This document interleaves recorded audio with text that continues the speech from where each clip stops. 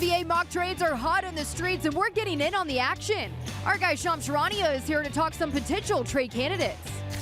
We've got a coaching carousel twist in Detroit as play caller Ben Johnson has decided he's staying in the Motor City.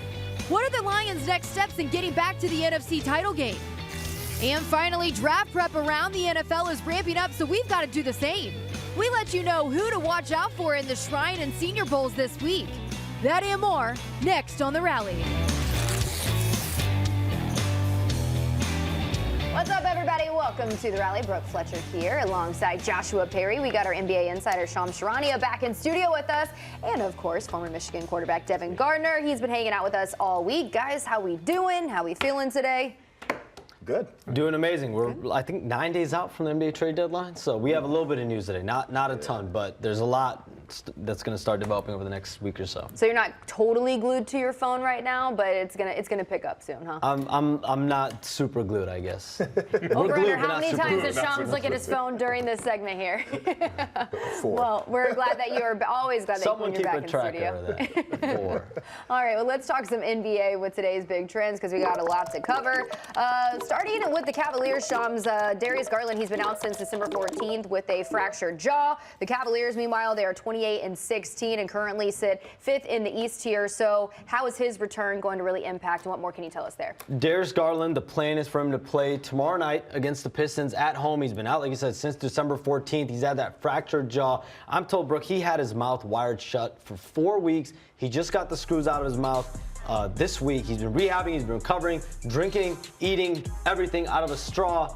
And he's now finally ready to get back on the court. They just got Evan Mobley back last night. He had 10 points, 9 rebounds in 20 minutes. The team that's 28-16, 5th place in the Eastern Conference, only a half game out of the 3rd seed, 2.5 games out of the 2nd seed. So they're right there in the Eastern Conference. You have to give JB Bickerstaff and that coaching staff a lot of credit for riding the ship. There's been a lot of rumors, a lot of talk about Donovan Mitchell.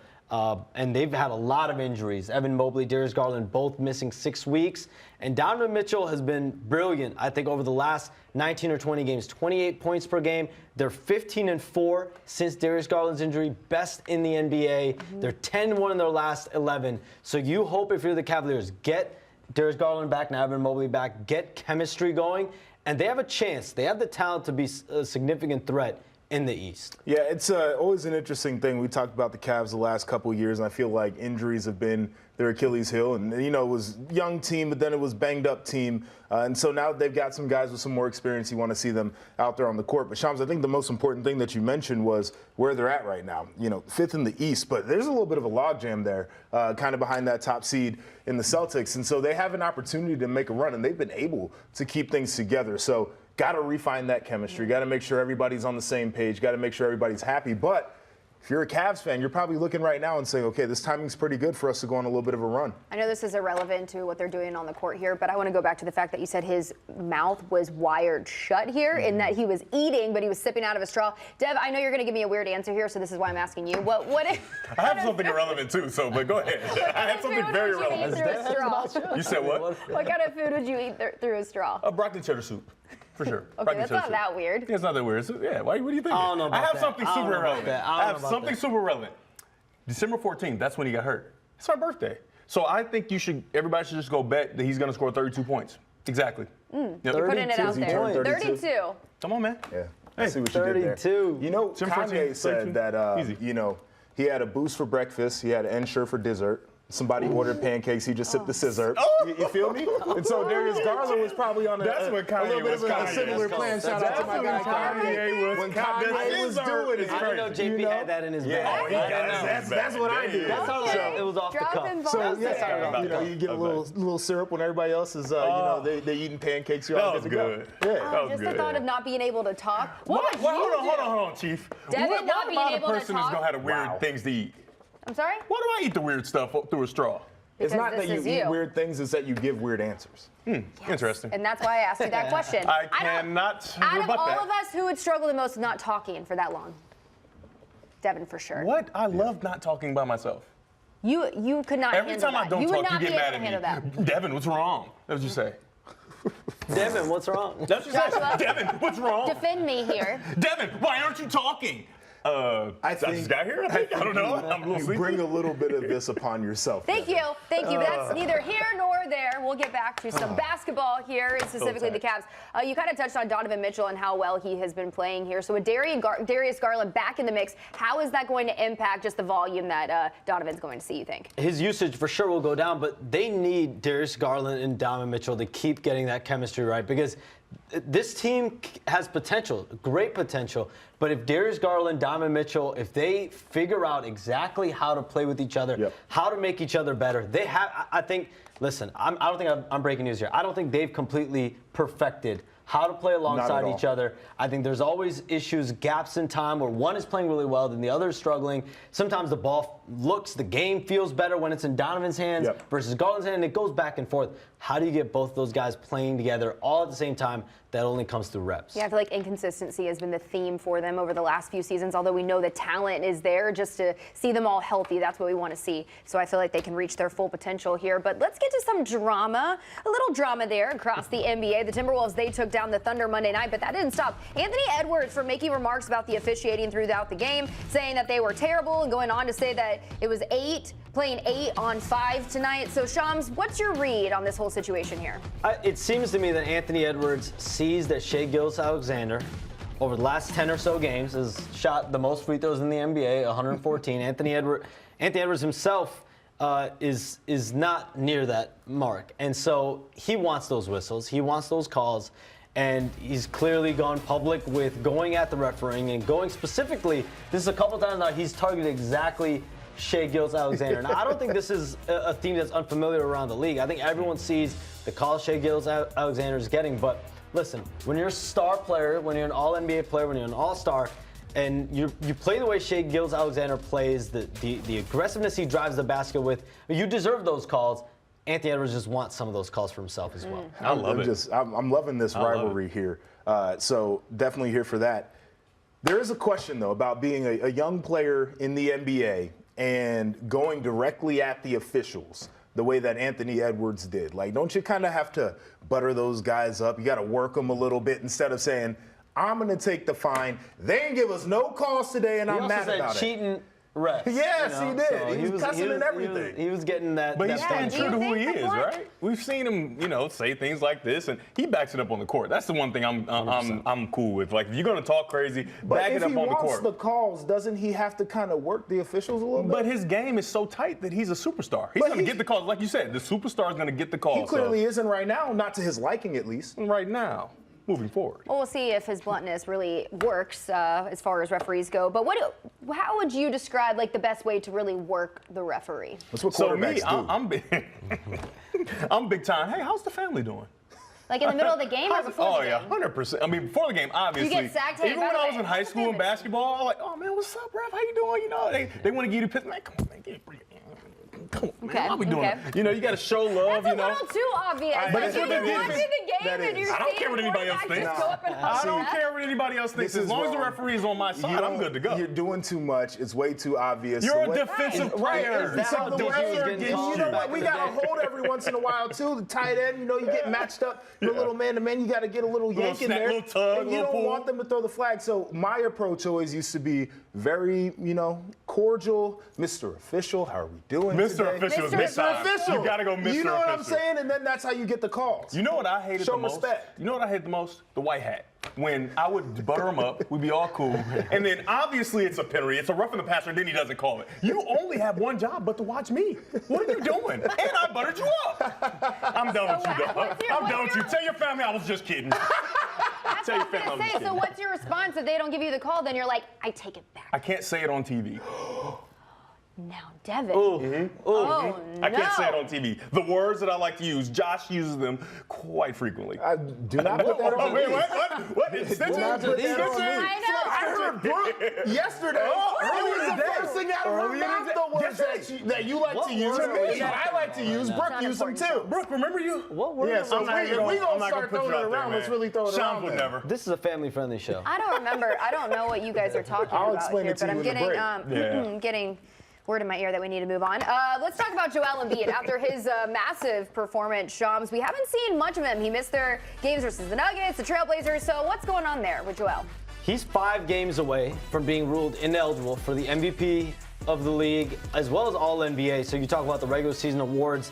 He's 5 games out, and we're not even at the All-Star break yet. And a piece of news here, the NBA is also reviewing and looking into the fact that he was scratched like 5 minutes before the game on Saturday night. I'm told he didn't even enter the injury report until 15 minutes before tip-off.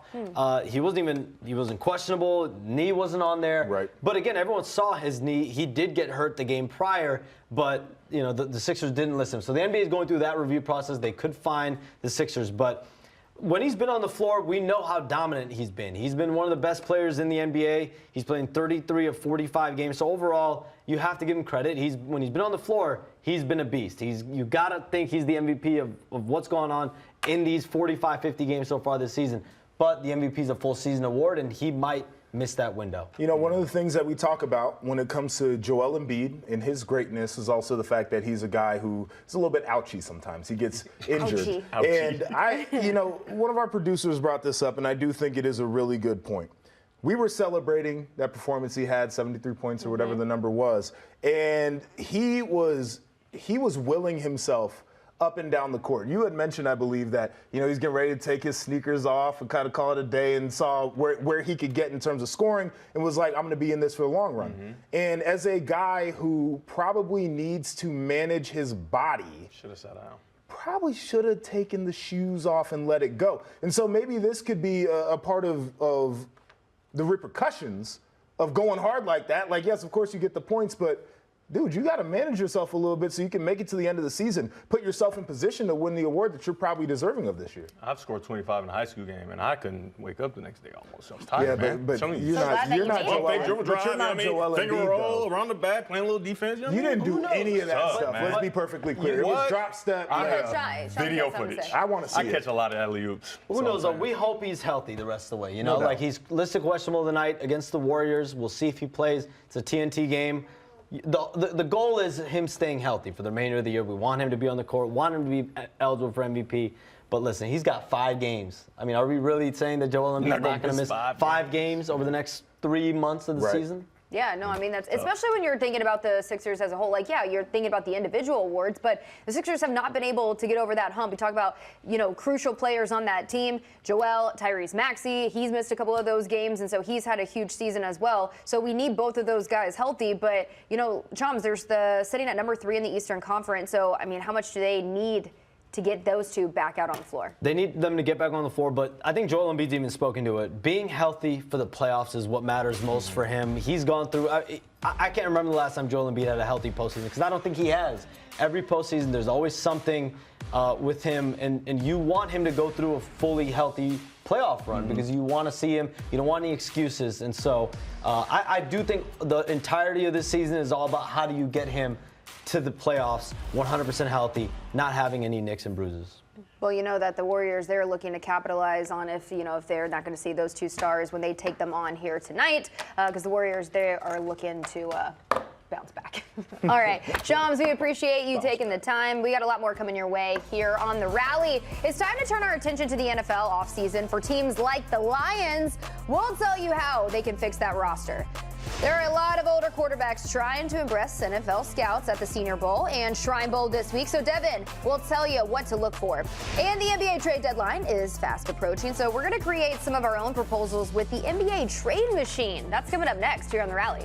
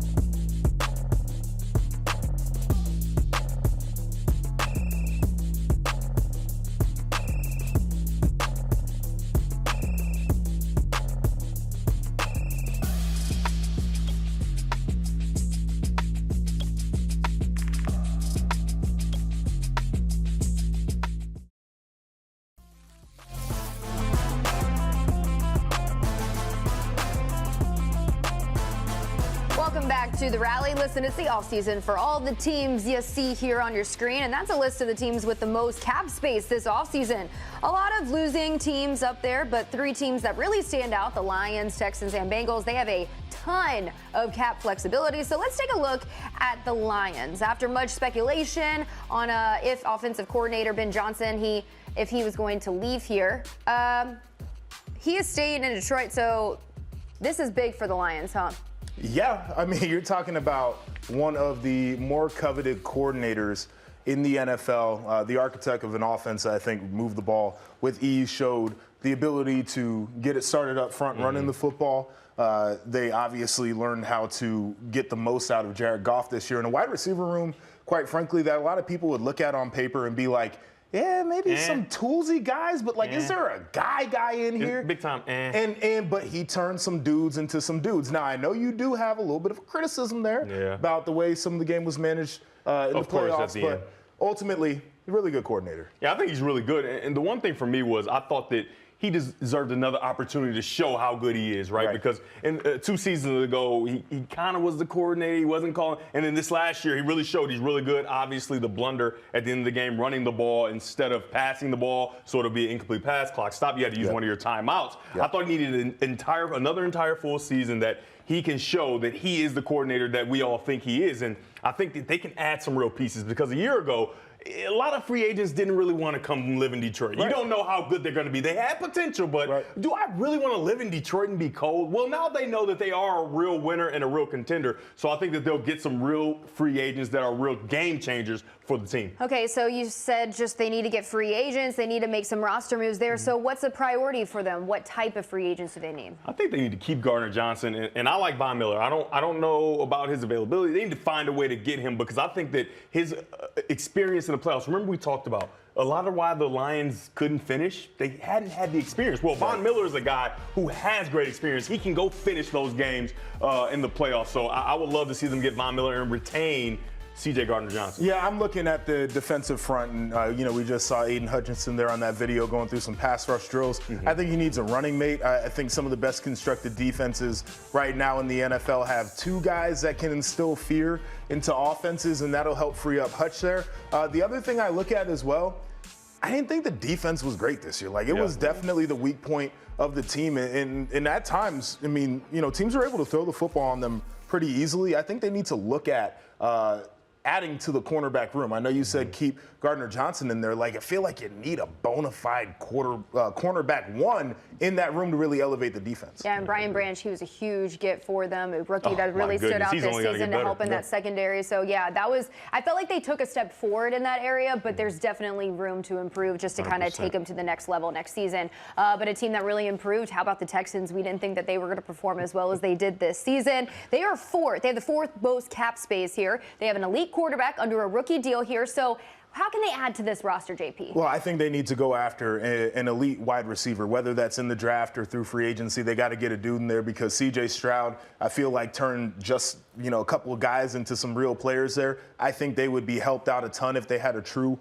wide receiver 1. I also look at the quarterback. You mentioned how good he is, and I think we all believe he's going to be one of the best quarterbacks in the league at some point. He got sacked the 8th most times this year. Not good. Take a look at that offensive line as well and see if we can't keep this guy a little bit more upright for next season. Yeah, I absolutely agree. And I think the Texans are the Lions of last year, except they're in Texas. Yeah. People are fine with living in Texas, right? And also, last year for the Lions, when the free agent time came, they were like, oh, maybe the Lions might be good, but they might not be, right? They had some nice plays at the end of the season. They beat the Packers, but they didn't make the playoffs. So we don't know who they're truly going to be. The Texans made the playoffs and won a playoff game. I think that they're going to be a much more attractive version of the Lions coming up this next offseason. And a lot of people don't believe in Jared Goff. Still, to this day, everybody believes that C.J. Stroud is a bona fide future All-Pro and possible Super Bowl winning quarterback. How about Mike Evans? We know he's going to be a free agent, an elite wide receiver, be a nice compliment to Nico Collins there. 100%. What do you think? I mean, he got a big dude who can stretch the field. I think he at times drop some passes where I'm like, dog, you got to reel that in. But body of work is certainly there. I mean, we were talking about him as one of the best wide receivers in the NFL at one point. Like, get a veteran dude in there. I think that certainly helps that room. Josh, the drops, though, when you looked at him, did he seem like he's tired of being there?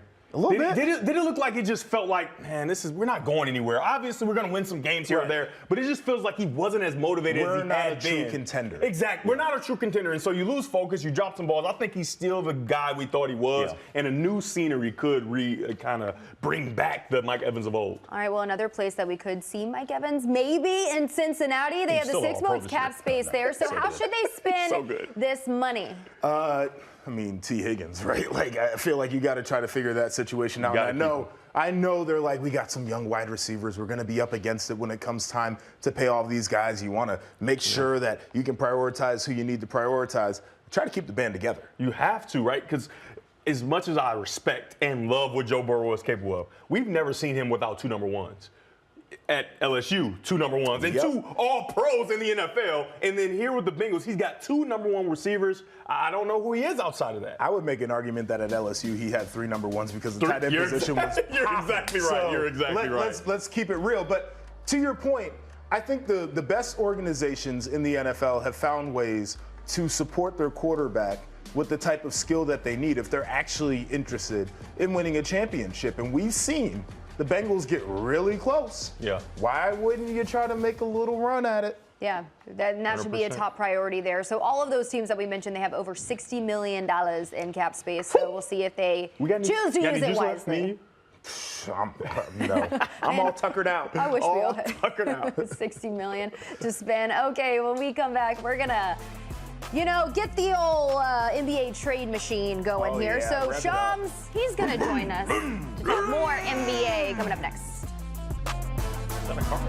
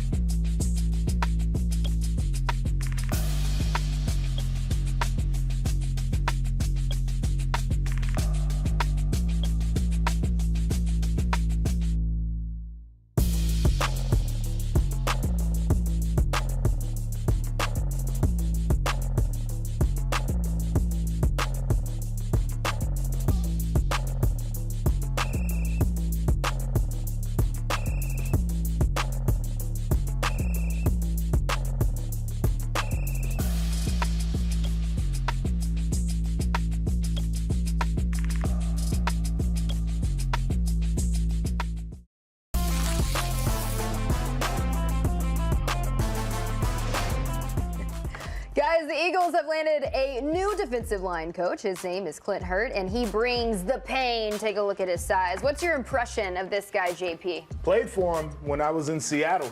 Phenomenal coach.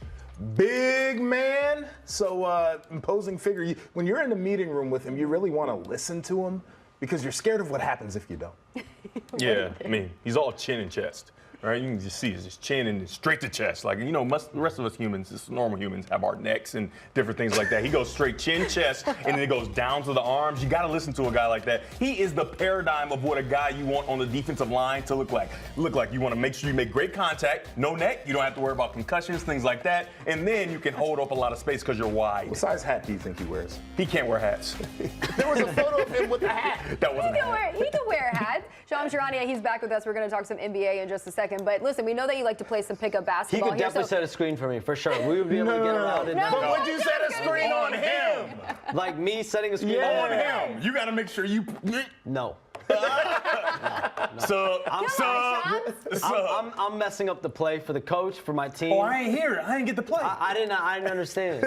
You want me to do what? There are no comms in basketball. I didn't get to play. I have an injury. My ankle's messed up. I don't think any of us want to Let me play just pickup sit up late. basketball against 5 our guy, minutes before the Clint screen's Hurd here. supposed to be set. Sit me like 5 minutes, 10 minutes, I'm good.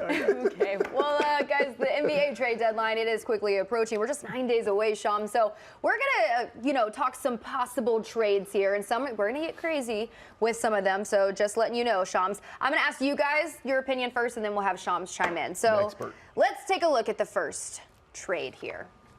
All right, Lakers received DeJounte Murray. And how about the Hawks? They've received Dinwiddie and Cam Thomas. Nets received D'Angelo Russell, Jalen Hood, and a first-round pick.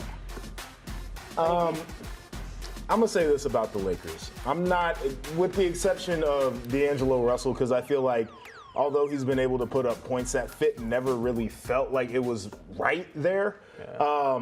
I'm not exactly sure the roster is really the issue for him. I think that's a win for the Hawks, and then for everybody else, Really? it's like, what's going on? You like Cam I like Thomas. that. I like Love Cam Thomas to the Hawks, and I like those two guys. But the other two are kind of like, I feel like they lost the bet. GM Sham said he ain't hiring You don't like Cam Thomas? I didn't say anything. He didn't say I'm just that. saying that that's Not an showing much interesting trade. expression there, Shams. Okay, what are your thoughts? Who wins this trade? I mean, I think the Lakers would probably do this deal. I don't know if Brooklyn probably would do this deal. I don't know if Atlanta would do this deal. Not because I'm hating on Cam Thomas, but because what they prioritize in these deals are young players and draft picks. So the first-round pick and Jalen Hood-Schifino they want, that's going to Brooklyn. They would want that for themselves. So that's the only issue with this trade that I have. I like Shams putting on the old GM No cap Cam here. GM Okay, Shams. let's get weird, shall we? If you were a GM, would you hire me? I would office? consider everyone here. Oh, I thought you was like, I that would was a consider it. political answer. I don't know if that was as If I'm gonna be direct of an honest- answer as I'm looking for, Mr. GM. I'd have to consider Dev too, bro. Well, what about me? Now. And Brooke, Little do y'all know, I've already Everyone got the here. job. We just don't want to tell everybody. That's all it is. He's going to be a GM, and then I'm just going to be Maybe like not the the GM special front office. assistant to Okay. the GM. We'll make it. We'll make it Special happen. assistant We'll to make the it happen. GM is me. Seinfeld, George. All right, let's get a little weird here, shall we? Oh boy. How about this one? Okay, the Thunder. They receive Murray and Lauri Markkanen. How about the Hawks? They receive Lou Dort, 2 first-round picks. Jazz receive Davis Bertans and Josh Giddey, 2 first-round picks. Thunder I wins. feel like, no, I feel like if I'm OKC, I'm not doing anything. You don't like that? Not necessarily. I like the Thunder there. I like it. I Lauri think Markkanen gets some Josh size. is onto something with that train of thought. I think that, I think Oklahoma City wants to see what this team is. I think if you see them do anything, might be something around the edges. It's hard to get off Lou Dort and Josh Giddey. This is such a young team. You want to see how they go into the playoffs. But listen, those are 2 really good players that you can possibly go get though. Murray and Lauri. That's They what have I'm a lot of draft saying. capital that they can The spare, NBA, right? what teams win? Good players. The team with the really good players, and obviously, Shea Gilgeous-Alexander is playing. What'd you say? Shea Gilgeous. What'd you say? Just say SGA. Bro, say it again. Shea Gilgeous. Gilgeous-Alexander. He's playing really good basketball. I'm telling you, add 2 really good pieces, take some of the pressure off him. I think that is a championship formula for them. All right. I'm telling you. Ready for the last Assistant to one? the GM, Yes, special I'm just assistant. I'm just making sure you're mentally prepared for this one because we got to talk the Warriors Yep. here because they're going to receive some guys. Oh my Lord! Okay, the Sixers they receive Klay Thompson and Jones there, and the Warriors receive. I'm not going through all of that, but that's who they A lot of receive. dudes. And the Wizards they receive some capital as well. What do you think? Warriors should do this deal. I think it's time for Klay to have a new home. It feels like he is emotionally in a weird spot right now. And I also think the Warriors, that core that they've had, their time has kind of expired on me. So that's where I'm at. Just blow it up. But Klay can still shoot. We're gonna leave Draymond and give Klay away? That seems weird. Do people want Klay- Draymond? That's what I'm saying. I would do it like. Do they want him? Klay has not been able to get his mind right all season, I and know. I think it might be that I time. think it's because of the inability for him to see security for himself. I think that's really playing a part into why he's not able to hoop. I understand that. Klay Thompson to the Sixers. You think this would work? I think it would be a good fit. I don't know if it happens in season, but I think it would be a good fit. What do you think is the best trade out of all of these? I think the first one makes the most sense. I think you can tinker with the first one. The third one, this one's a little difficult just because you have all these moving It's parts. a lot of pieces. That's a lot of players exchanging hands. It's a lot. I can't keep up with it. We don't know if that's what accomplishes all those teams' goals. This, though, you can definitely see a window. As a special assistant to the GM, I agree with Sean. So. Yeah, Shams, the NBA insider and GM for a segment. Shams, we appreciate you taking the time. Appreciate you Good to guys see always. you. Okay, when we come back, there's no NFL this weekend, but still have some bowl games to discuss. So we're going to take you inside the Senior Bowl and the Shrine Bowl. That's coming up next.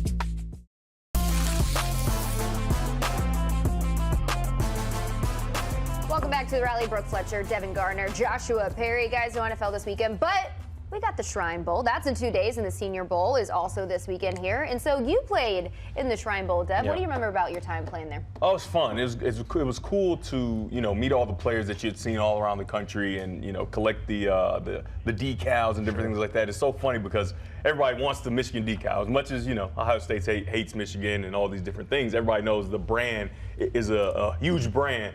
But everybody didn't know that the decal doesn't exist. The decal is actually the blue and not the yellow wings, right? So how most teams, they put the decal on, so the helmet is already yellow, and then the decal is the blue that they put around the wings. So Did you know there's that, no way for me to get that Joshua? away. Why would I need to know that? But you're excited that you know that now, though. I'm not. It's one of those facts, like Brooke here knows he I'm the goes. fun fact guy. It's one of those that I just won't remember. It's just going to go in one ear. you out the other. can't forget Although we really that. appreciate you taking the time to explain that to us. That's a Yeah, fun fact. the decal is the blue. don't think Not I the appreciate wings. it as much as Joshua, you. what are you looking forward to worst. watching these games this weekend? Well, first off, there's always the buzz that starts to come out throughout the week about the guys who are really rising. And so, like, we've seen it already today. Your boy Roman Wilson up there from the University of Michigan, you know, he's had a really good day. They talked about Ladd McConkey as a guy who was really able to show off his route tree. So hearing about that, but we also have quarterbacks that are playing in these games. And I'm looking at Michael Penix Jr. and Bo Nix in particular. And a lot of times you don't get to see guys of that caliber play in these types of games. course, They're just yeah. like, oh, my draft stock is what it is.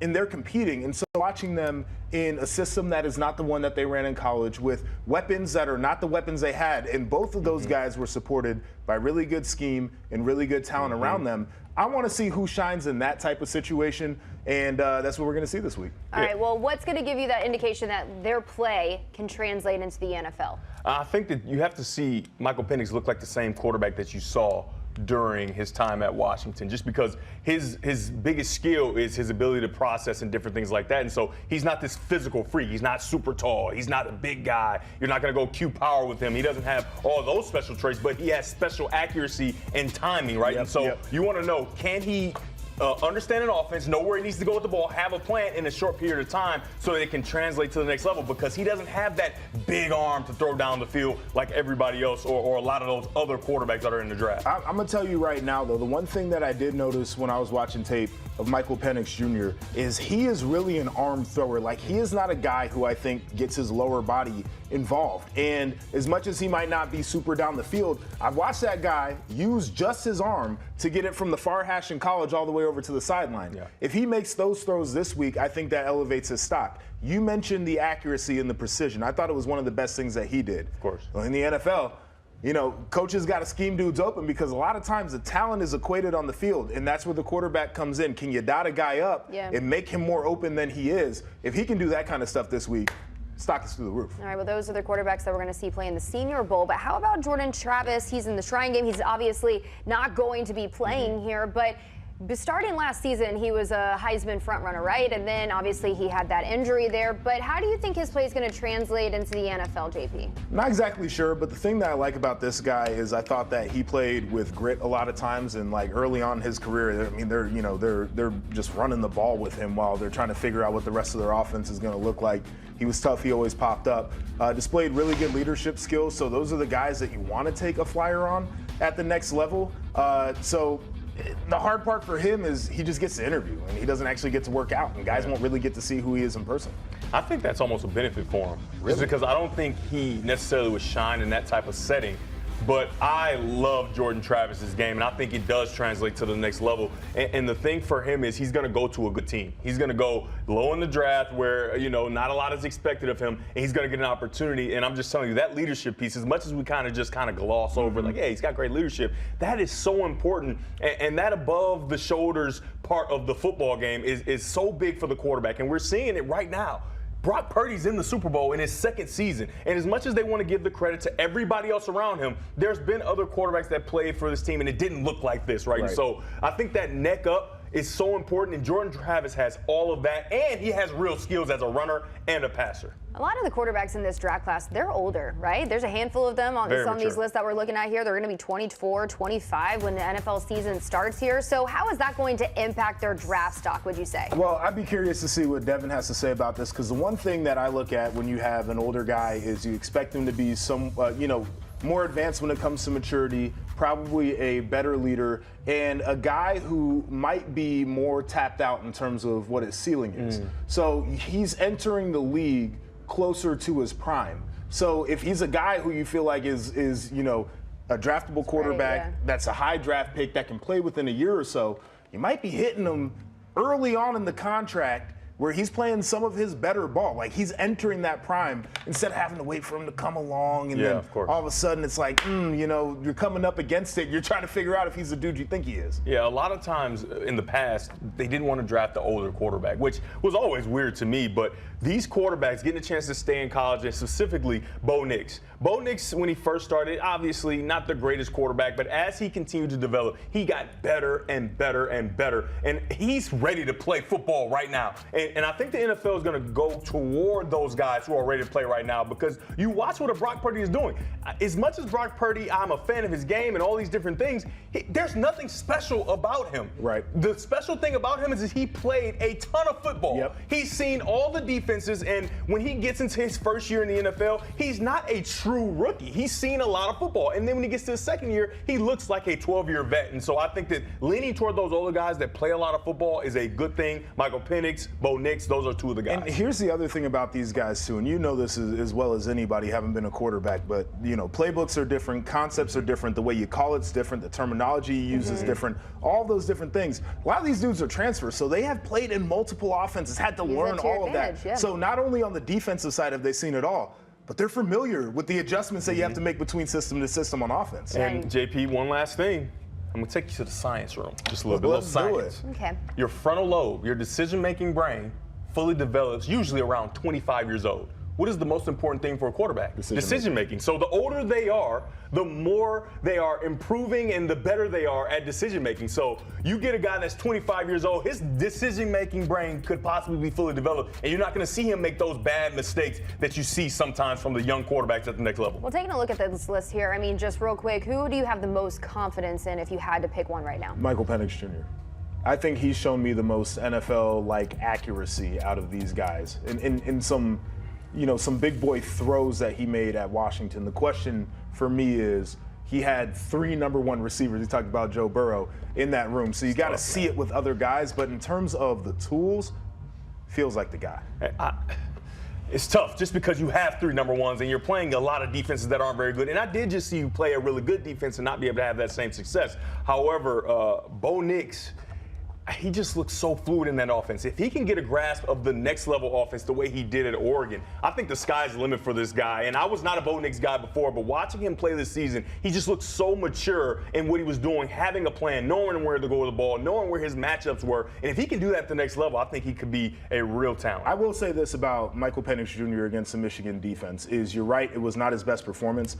Also, if I'm just grading what he did, there was the 4th down where I think it was Odunze ran the wrong route. There was another one that was a huge drop, one that got called back, the whole deal. So, like, we could go through this and, like, look at the stat sheet. Overall performance, certainly not the best, but I'm looking at upside, like, I feel like I could work with that guy. Yeah, and I feel like if he has the proper protection as well, the offensive line got ate up a little bit. Yeah. Yikes. All right, well, Joe listen, Moore that we don't see. Well, I mean, it is, you are going regular up against season a award. very good Michigan defense there. But listen, we talked about the quarterback class and how they're older, but that's the theme that we're seeing throughout the entire NFL draft class here. Just look at the numbers. There are 34 underclassmen in the NFL draft, down from 140 back in 2019, and I think we can all say that's a credit to the NIL and the changes that it's created in college football here. So what does that tell you? Elaborate there. So I will say NIL, big part of this, where we both probably knew guys that said, I got to take this last year and go to the league. I got to feed my family. Yeah, you know, some of these guys have children at this point, and, you know, they got families that have been struggling for a while, and it's like, I got to do what's best financially, and now that can be staying in college. The other thing, and this is like the Sam Hartman thing, who was one of the quarterbacks on that list, he went from Wake Forest to Notre Dame because he wanted to prove that he could play in a more traditional offense. People talked about the slow mesh with Wake Forest offense, they call it the claw fence, and they're like, we think he's toolsy, we know he's a smart guy, we've seen some of the throws out of tight spaces, we like those things, but how does this translate when we put him in a traditional offense? And I think that there are some underclassmen right now that are saying, I'm going to take my last year and I'm going to go somewhere where I feel like I can be in a position to show off my skill set. So there are less questions when it comes to being drafted. I think that's really smart. Yeah, and JP, not only that, you get another year to develop with a little bit of money in your pocket, right? Obviously, it's not the money that you get at the NFL level, but you have enough money. You don't need to be rich right now. And the thing is, you help and get yourself another opportunity to develop as a player, whether it be receiver or quarterback or a cornerback or edge rusher, right? You get a few more pass rushing moves. You get another opportunity to play football. And like we talked about earlier, the age, right? You get a better grasp on what football is and it's better for you for the next level. Okay, well, you're saying it's giving them another year to develop, but you got to think about the domino effect and how it's going to impact recruits and some of the younger guys, because as it gives them a year to develop, you're taking a year away from them. So do you think this is good for college football and for guys to maybe stay back? Yeah, I have no problem with it. So this is one of the. You want to watch old guys or young guys who can't play? So it's a back and forth because people are like, oh, these guys shouldn't be. But to your point, I think the product's better. We look at the University of Michigan. They had 44 seniors on that roster. We saw what they did going 15-0, winning a national title. Ohio They State's played roster this clean coming up football, season is going to be amazing. And so they're likely going to play clean football. So where this is actually hurting people is not high school as much. Coaches love building their program, unless you're prime, with high school recruits. Where it does hurt is kids that went to JUCO. Because you don't have to go the JUCO route to get a veteran transfer in your program anymore. You can go and get some guy that was San playing Jose State. in Group of 5, Power 5 Look at ball. Alabama. And that is where I think a lot of this is going to kind of change the game there. No, I agree there. I think the product is so much better with older guys, right? And so whether you get them from JUCO or you get them from other programs, guys that are already developed physically, right? And I think that's the most important part. You get these young guys into college, and everybody is not, right, Trevor Lawrence, right? These guys need time to develop, and everybody expects to play right away. Well, you go and you got Bo Nix at Oregon. I probably won't play, right? He's played so much football, he's played well, so I'll sit, watch, I'll develop, and I'll be a much better player for it. But if you don't, now you go play, and things happen. All right, well, let's take it to a little say it louder over here on the rally. Got an interesting question for today. So we know Lamar Jackson's probably going to win the MVP, but he didn't play like an MVP in the postseason. So should we have a postseason MVP? We have a Super Bowl MVP already. We get to crown that guy in the one game. Should there be an overarching playoff postseason MVP? Just because of the disparity in play in the postseason, in the regular season, some guys just get up for the postseason. Think about how many postseason MVPs Tom Brady would have, right? Think about that. Think about all the times Patrick Mahomes was down 10 or more and came back over and over again. And I think that person should be commended. Like, hey, you were the best football player when it counted the most, and not just in the regular season. And that's not to take anything away from Lamar Jackson, even though some people would argue Lamar Jackson didn't necessarily have the numbers and play like an MVP this season, but nobody else stood out. If you look at the passing numbers, you would say that. But if you look at what he did with his legs as well, I don't think it's much of an argument. That's just my take on it. No, I mean, I think to look at Patrick Mahomes, I think that's a prime example, because during the regular season, he was inconsistent. I mean, this was probably one of his worst seasons of his career, although, and that's crazy because still pretty good. Look at them, they're playing in the Super Bowl, which is crazy. But just to your point here, that there should be a postseason MVP, because he was able to turn it on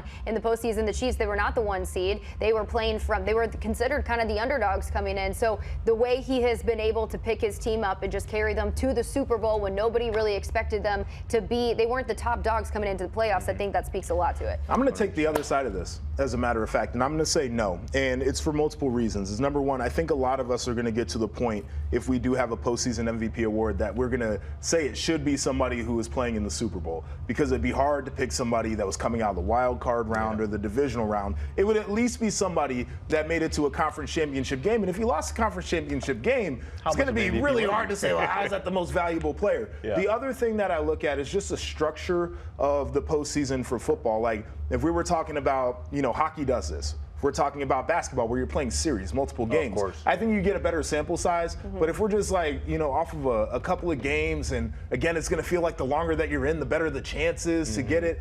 That's the only reason why. But on top of that, I do hate the way that they vote on the MVP, because we get to watch the whole postseason and then complain about what happened in the regular season. So it just feels like there's not a great solution. You know what else we could do? We could wait until maybe 2 rounds into the playoffs and say, hey, this is the MVP of the season. I don't hate it personally. Right? Give a chance for guys to continue to play when it really matters. I think that could help as well. Yeah, I think on the biggest stage especially. Yeah. So who would you give it? I kind of, guess, made my case for Patrick Mahomes here, but who would you guys, if you had to give it to somebody right now? I mean, it's a little recency bias, but Brock Purdy was outstanding. Yeah. Right? He's the reason they won. Coming back, he's played in 4 playoff games. He's come back in 3 of them. Right? He has 4 comebacks. 3 of them are in the playoffs. I mean, this is a guy who obviously where he was picked, but he would be the MVP for me right now. Brock Purdy is a really good pick. I think Patrick Mahomes is as well, but I cannot think about Patrick Mahomes without thinking about Travis Kelce. And he didn't have the best regular season. Yeah. And it was still good. In the postseason, though, this dude he always shows up. Some of the plays he made was unbelievable. It's ridiculous. I mean, obviously, Patrick Mahomes threw it, and that was unbelievable, but making some of those plays. He had like Kyle Hamilton draped on him. Patrick Mahomes throws it by his ankles, right? The only place he can catch it, and he catches the ball. I heard a play-by-play radio guy say he tapes the ball on his hip with duct tape. I said, that's pretty good. I mean, it was a phenomenal play all the way around. Yeah. I loved it. The chemistry between those two, it's pretty insane. They just read each other's minds. But we want to hear your thoughts at home. Should the NFL have a playoff MVP? Be sure to scan the QR code. They go to 50-50. playtherally.com, right down the middle. Okay, well, there's still time to vote here. Guys, we have an update on Nick Saban and his retirement, okay? Look at him out on the golf course. So we're going to show you what he's up to on the other side of the break. Stick around.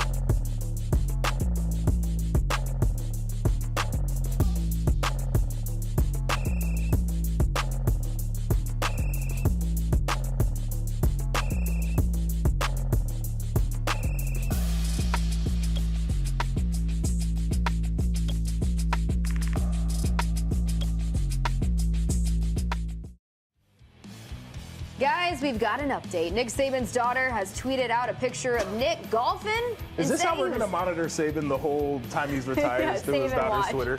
It's fun. She understands the assignment, right? I guess so. But would you just take a look at who he's with here? We got Travis Scott, and yes, that's 50 Cent. So I guess this was a charity golf tournament. So, you know, or maybe he just called him up and was like, hey, you want to go golfing? But what do you think about them golfing together and what maybe the conversation is like out on the golf course? So Nick Saban, we know this guy is always thinking. He's always trying to be the best of the best. We think he's retired, but he's actually not retired. He has a job. Okay. He owns car dealerships. So he's out there, they're on the tee box getting ready to go, and he's like, hey man, got this Ferrari dealership, and I know you stars like your cars. Come buy one from the Saban Ferrari dealership. Like your cars. I know you stars like your you cars. See what I crazy. did? Yeah.